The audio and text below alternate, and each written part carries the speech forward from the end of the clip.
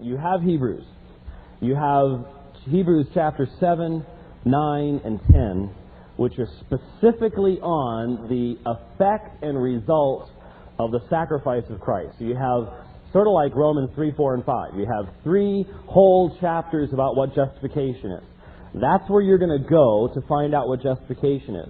Then, if you find a single passage that makes reference to the word justified someplace else, you can look at that, and that's important, but that's not the first place you go. And I would submit that since we have entire passages in Hebrews 7, Hebrews 9, Hebrews 10, as we saw last night, where you have verse after verse specifically on the subject of what Christ accomplished on the cross, that it shows the weakness of a position that this is the favorite verse that our Arminian is going to go to.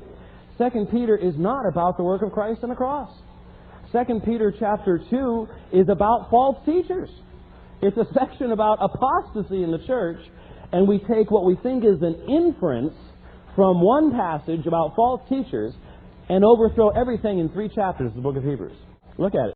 But false prophets also arose among the people, just as there will be also false teachers among you, who will secretly introduce destructive heresies, even denying the master who bought them, bringing swift destruction upon themselves. And so they look at the phrase here, the master who bought them, and say, see, there it is.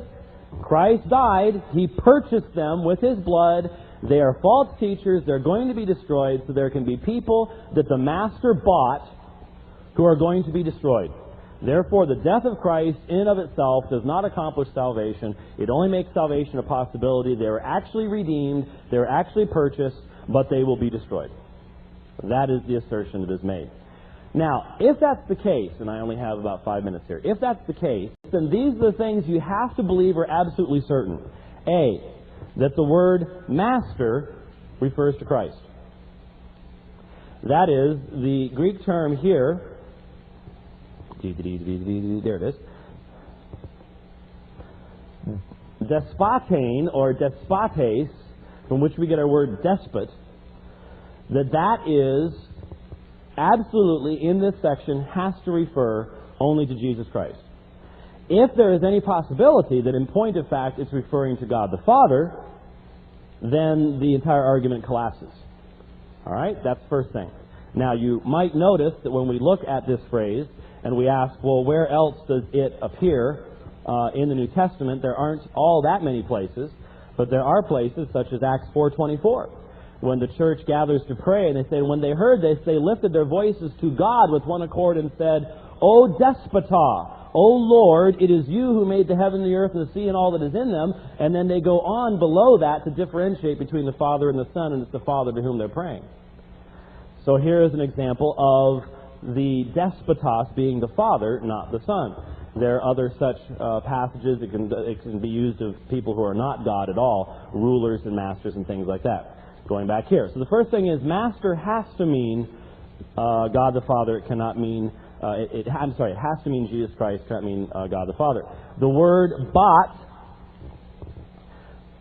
agorazo. Now, this is the standard term for purchasing, ransoming, and redeeming. However, if you examine its usage in the New Testament, every time it is used salvifically, except for here, if this is the exception, when it refers to the death of Christ, it always has a purchase price mentioned.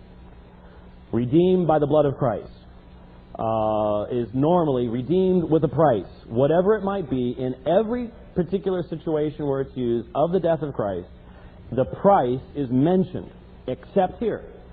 So, if master is Christ, and agorazo is His death, then this is an exception to its usage everywhere else in the New Testament. You can start seeing where some of the problems are here.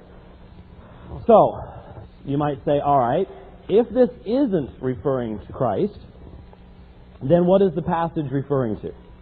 What does it mean? Well, I gave a reference, and in the few minutes it's difficult to get into all the Old Testament parallels that are presented. But there is a reference in footnote number, of course not all of you have this, but if you're interested, 33 on page 282, in regards to Gary Long's book, Definite Atonement. Do you have that in the library? Are you familiar with that at all? Okay. There's a book entitled Definite Atonement. It's a very short book. It's only about 80-some-odd pages, maybe 100 pages, as I recall. But Gary Long gave, as far as I can see, one of the most in-depth discussions of the possibilities based upon the Greek text of the interpretation of this passage that I could possibly see.